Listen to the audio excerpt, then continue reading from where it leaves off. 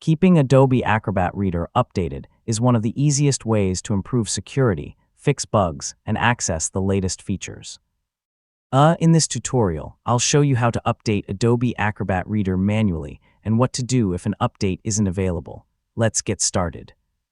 First, launch Adobe Acrobat Reader on your Windows or Mac computer. Wait until the application fully loads before checking for updates. At the top of the application window, click the Help menu. This menu includes several maintenance tools, including the option to check for software updates. From the Help menu, select Check for Updates.